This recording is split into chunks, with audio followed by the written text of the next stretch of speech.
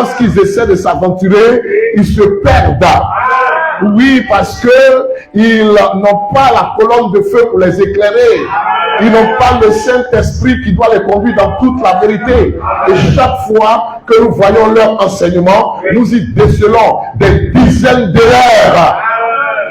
Un enseignement que nous avons examiné hier, un enseignement de 10 minutes, on a décelé plus d'une dizaine d'erreurs, des mensonges.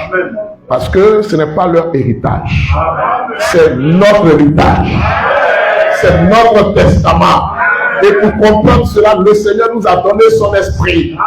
Tant que tu n'as pas l'esprit de Dieu, tu ne peux pas comprendre les Écritures. Parce que c'est le Saint-Esprit qui a écrit la Bible en utilisant des instruments entre ses mains. Amen. Vous voyez que dans 2 Pierre 1, verset 21, il est dit que c'est poussé par le Saint-Esprit que les saints hommes ont parlé de la part de Dieu. Tant que tu n'as pas l'esprit de celui qui a écrit la Bible, tu ne peux pas comprendre la Bible. Voilà pourquoi quand les fils d'Abdul Majid essaient de s'y aventurer, ils sont obligés de mentir. Ils ne peuvent pas comprendre les Écritures. C'est nous qui avons la compréhension des Écritures. Sans le Saint-Esprit, tu ne peux pas comprendre la Bible. La première fonction de Saint-Esprit, c'est de conduire dans toute la vérité. Jean 16, verset 13. Conduire dans toute la vérité. Parce que le Saint-Esprit, c'est l'esprit de vérité. Amen. Oh, frères et sœurs, ce livre-là, c'est la parole sous forme écrite. Alléluia. C'est Jésus sous forme écrite. Alléluia. Ils ne peuvent pas comprendre cela. Un jour, je suis allé débattre avec un musulman.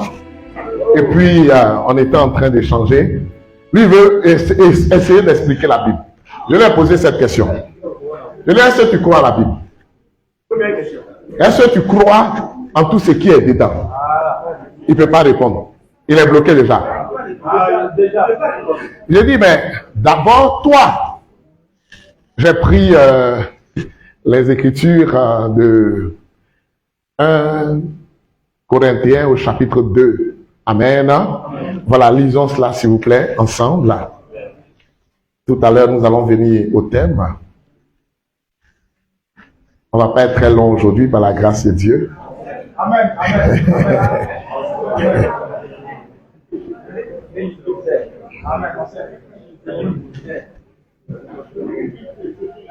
1 Corinthiens 2 à partir du verset 11.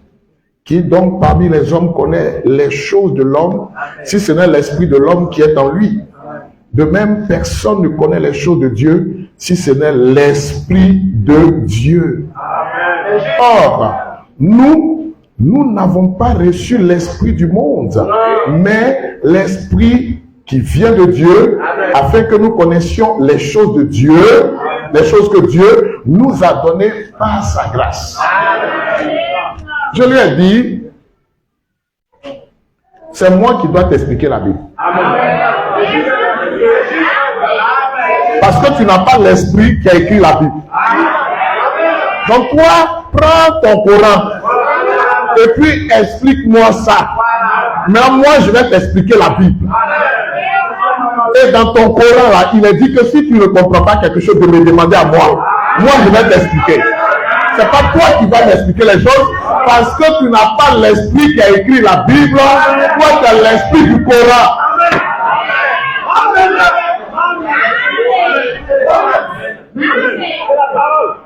Les gens veulent se fatiguer, ils s'en vont débattre avec des païens qui ne croient pas à la Bible, et ils ont la Bible en main. Au lieu d'aller prêcher le Coran, et ils sont en train de prêcher la Bible, et puis les gens tombent dans le piège. Comment quelqu'un qui n'a pas l'esprit de Dieu peut t'expliquer la Bible? Voilà pourquoi je disais hier, mais c'est bien aussi les vauriers. Comment ce sont les camites qui peuvent les séduire? C'est quand même incroyable. Mais c'est parce qu'ils n'ont pas l'esprit de Dieu. C'est la raison pour laquelle ils ne pouvaient pas demeurer dans la parole de Dieu. Ils ne pouvaient pas garder les Écritures. Ils ne pouvaient pas. Que le nom de... Comment quelqu'un peut dire que le livre principal le livre principal de son travail. Amen. Amen. L'instrument principal de travail. Imaginez-vous un menuisier qui va au travail, qui va sur le chantier et puis il n'a pas de scie. Il n'a pas de marteau. Il n'a pas de pointe.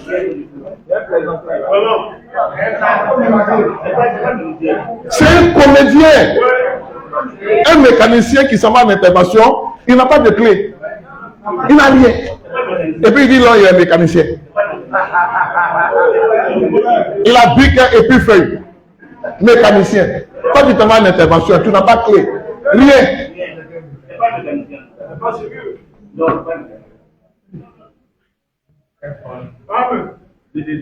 Toi, tu dis que toi, ton livre, qui est ton instrument de travail principal, est falsifié. Mais voilà pourquoi on est en train de montrer les similitudes entre ce qu'il prêche là et ce que les Kamites prêchent. C'est un Kamite caché. Ben Osiris est un Kamite caché. Et chaque fois, nous montrons ça clairement, même jusqu'au propos qu'il tient. C'est un Kamite caché. Oui, il est dévoilé maintenant. Vous voyez? Et on est en train de voir, checker. Ce matin-là, j'étais en train de checker et j'ai vu même un Kamite qui était en train de rendre un culte à Amon. Et puis il dit, Seigneur, c'est lui le Seigneur. Seigneur Amon. Voilà pourquoi je vous disais véritablement que Ben Osiris, là, il a du mal maintenant à dire Seigneur Jésus-Christ. Puisqu'il a montré que le vrai Dieu, c'est Amon. Le vrai Dieu, c'est Amon. C'est fini. C'est fini. C'est le las même. C'est le chaos. Tout ce qu'il est en train de faire là, c'est pour essayer de blaguer un peu les gens qui le croient chrétien. Il est tombé depuis longtemps. C'est terminé. Que le nom du Seigneur soit béni. Amen. Quand nous examinons les événements mondiaux, nous voyons que nous sommes réellement à la fin. Amen. Nous sommes au temps qui précède la venue de Jésus-Christ notre Seigneur. Parce que dans Luc chapitre 17, à partir du verset 26, il a parlé des temps de Lot et les temps de Noé. Nous sommes en plein dans ces temps-là, frères et sœurs. Indiscutable. Les caractères des hommes du temps de Lot sont vus en notre temps. Les caractères des hommes du temps de Noé sont vus en notre temps. Vrai ou faux? Que le nom du Seigneur soit béni. Amen. Et vous voyez que le Seigneur, en Actes chapitre 3, à partir du verset 21, a dit que le ciel garde Jésus jusqu'au temps du rétablissement de toutes choses. Jusqu'au temps du rétablissement de toutes choses. Les temps de Noé sont restaurés. Les temps de Lot sont restaurés. Amen.